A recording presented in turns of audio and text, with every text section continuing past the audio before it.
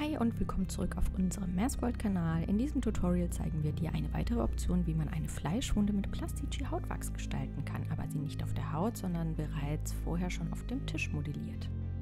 Die Besonderheit hierbei ist außerdem, dass du sie bereits in unterschiedlichen Wachstönen modellierst. Du kannst Plastic Hautwachs nämlich ganz einfach mit Fettschminke unterschiedlich einfärben. Du nimmst also hautfarbenes Wachs und leicht rosa fleischfarbenes Wachs, knetest es kurz und modellierst es dann auf dem Tisch.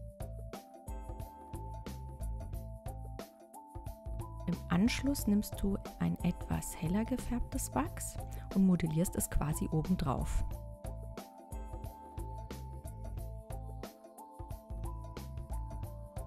Dann formst du zwei kleine Rollen mit dem hautfarbenen Wachs und legst diese seitlich drüber. Dann heißt es immer wieder drüber modellieren mit den Fingern und mit dem Spatel, bis du die gewünschte Form hast. Am besten hier auch immer eine Vorlage, einer echten Wunde verwenden, damit du anatomisch korrekt arbeitest. Den letzten Feinschliff machst du dann mit dem Modellierspatel.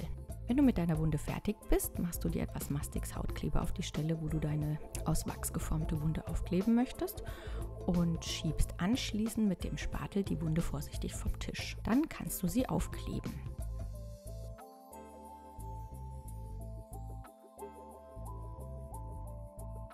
Mit dem Spatel streichst du dann immer wieder nach außen weg, sodass die Ränder glatt und unsichtbar werden und quasi mit deiner Haut verschmelzen. Den Rest machst du mit deinen Fingern.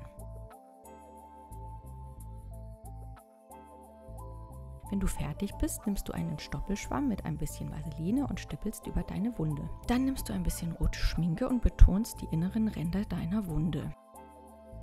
Dann nimmst du einen weicheren Pinsel und tupfst minimal noch auf den Rand außen herum, um die Farbe anzupassen.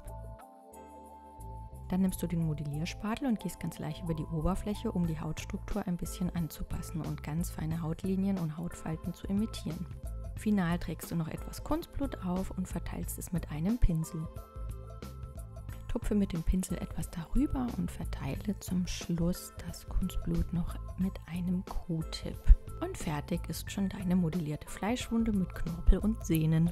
Wenn dir das Video gefallen hat, dann klick den Like-Button, abonniere unseren Kanal und aktiviere am besten auch gleich die Glocke, damit du in Zukunft kein Video von uns verpasst. Schreib einen Kommentar. Hat dir das Video geholfen? Hast du noch Fragen? Was sollen wir als nächstes machen? Außerdem findest du hier noch mehr Videos zum Weitergucken und alles, was du zum Verkleiden und Schminken brauchst, findest du bei uns im Shop auf mathsworld.com.